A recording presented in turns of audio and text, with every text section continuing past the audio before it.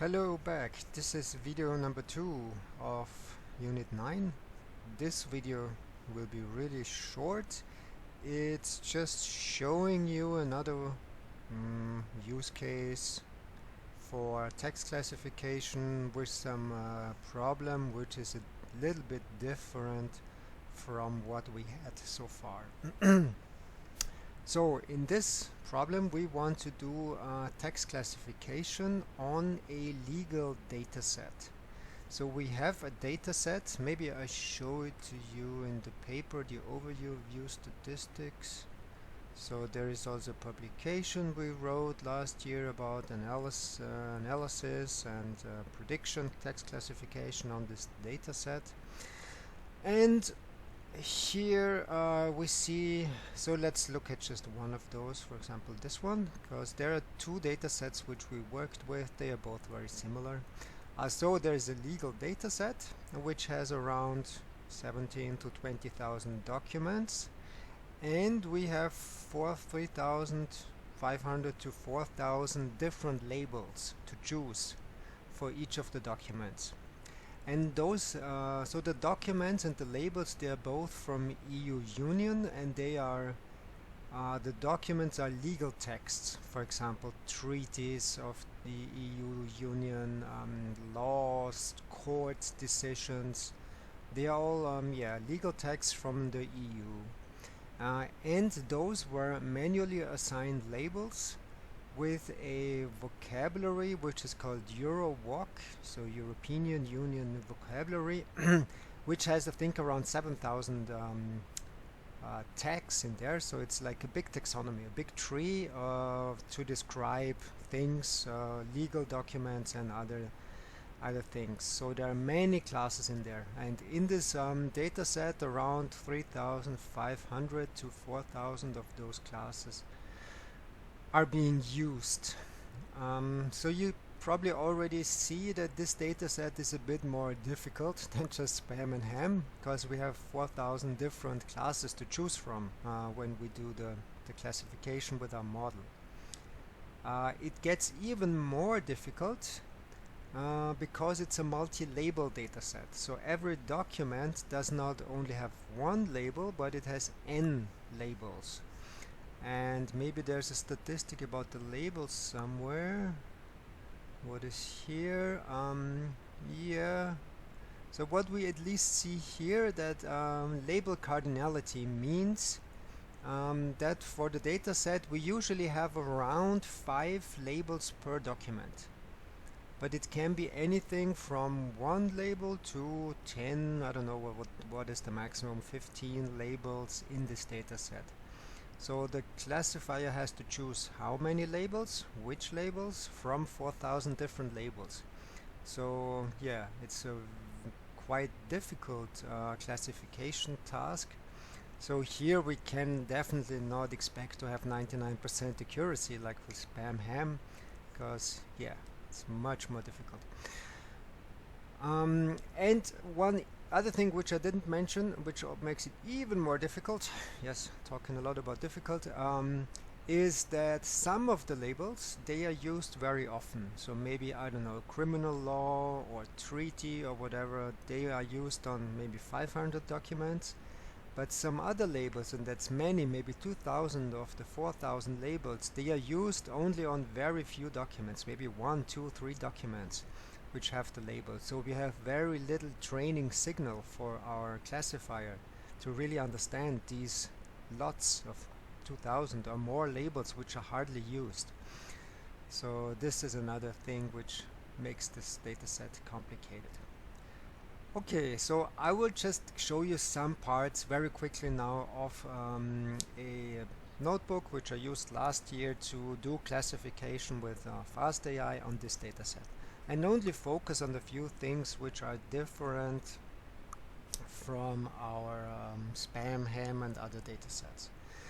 So one thing which is quite important here, we try to use, so this was the start of the original texts. They are also very long. They're usually maybe 1,000 words long or something like that.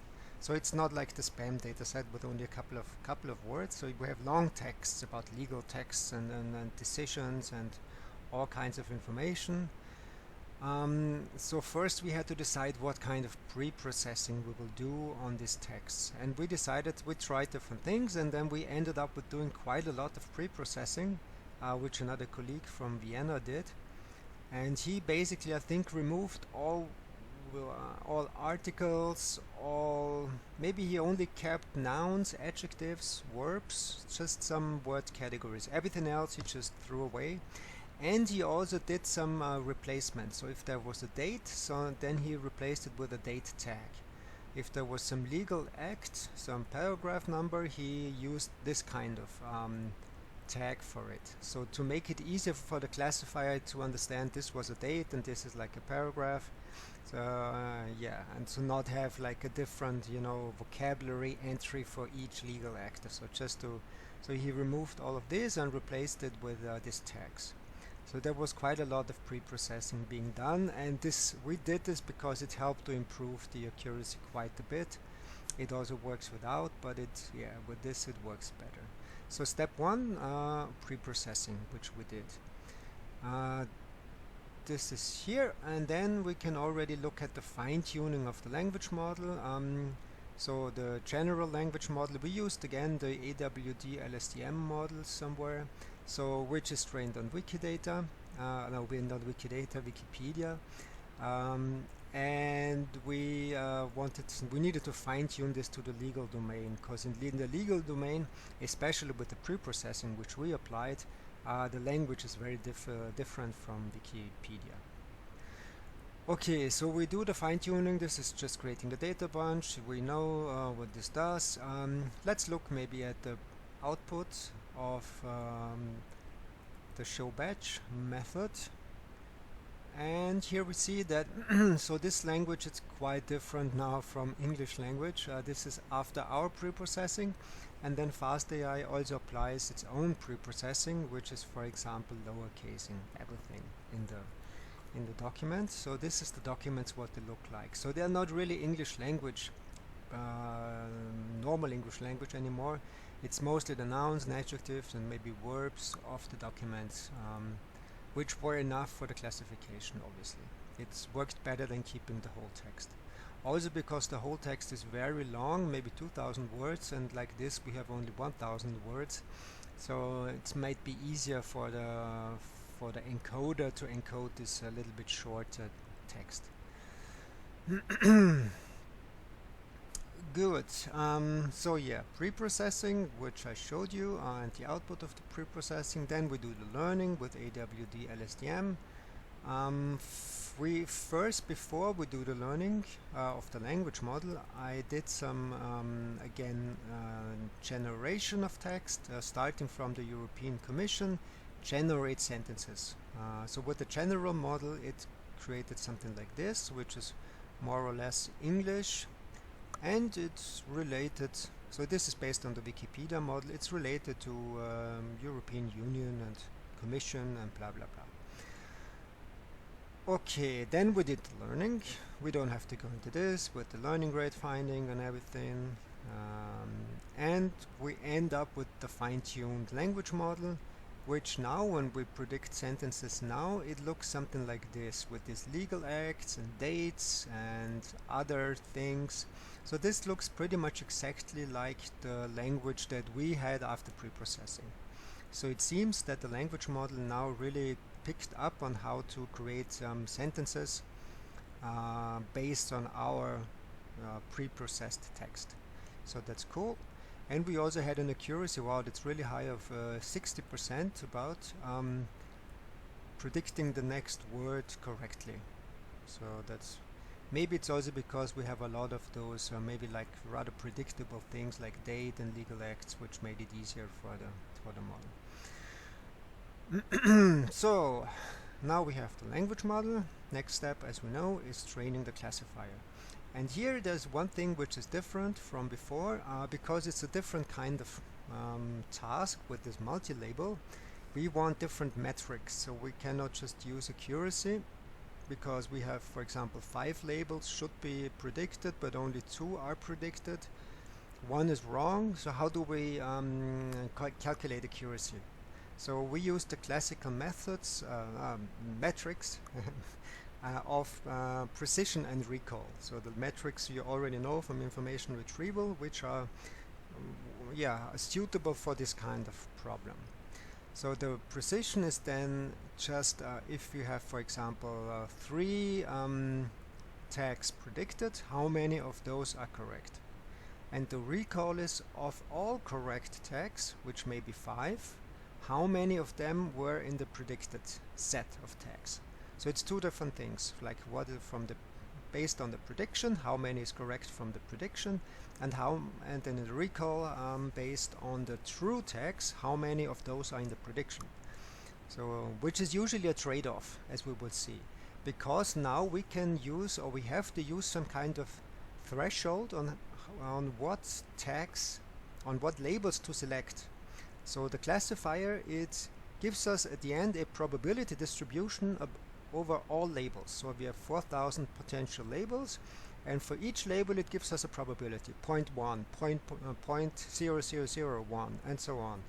And we then need to have a threshold to say, okay, above this value we choose a label to be predicted.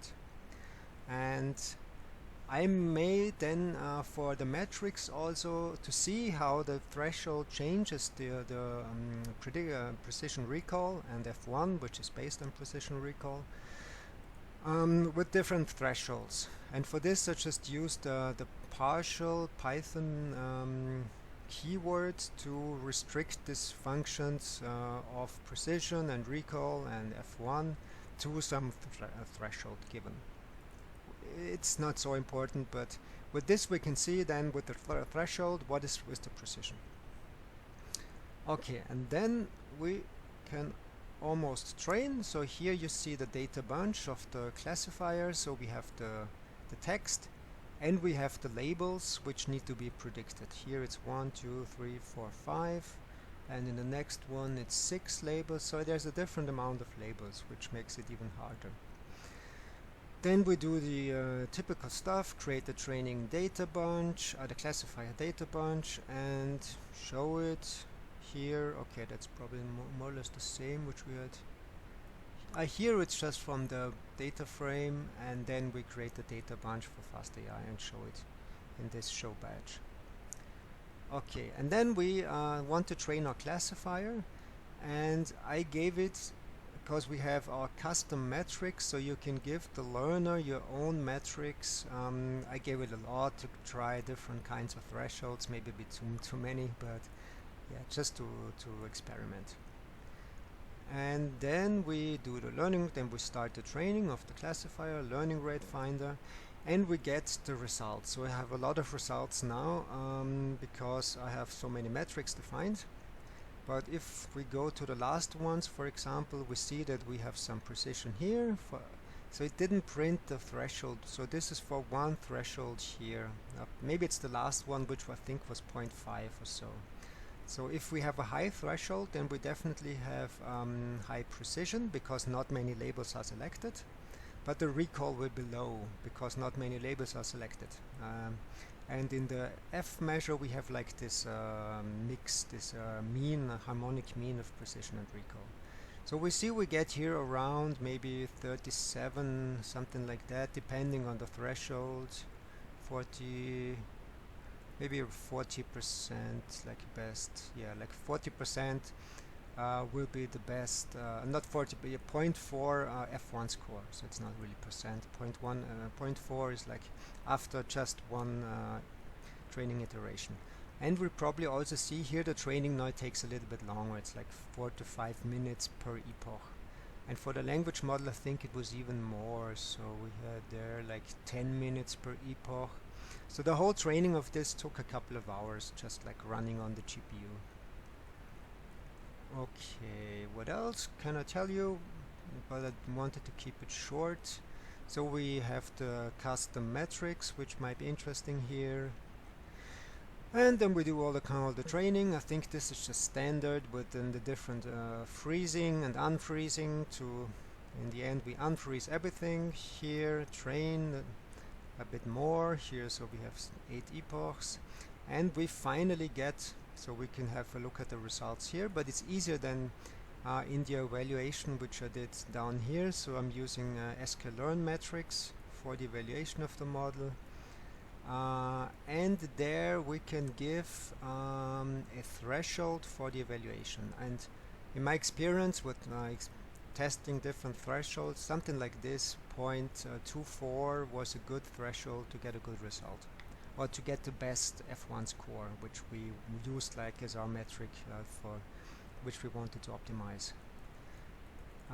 And with this we get a F1 score of around 0.57, so which is really good, because, and I think at the moment, at this point last year, we beat the state of the art of everybody that worked on that problem, because it's a very difficult problem. So there have been many in the last years, many algorithms based on different kinds of CNNs and by GRUs and whatever to tackle this problem, and but not so important. But so anyway, we got this result, which was quite nice, and which we published then in the paper together with other stuff.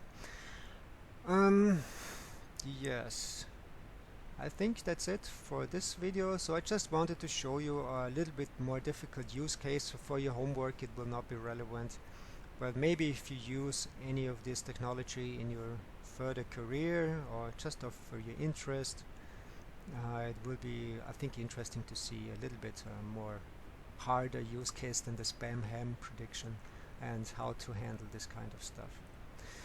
Okay, see you in the next video.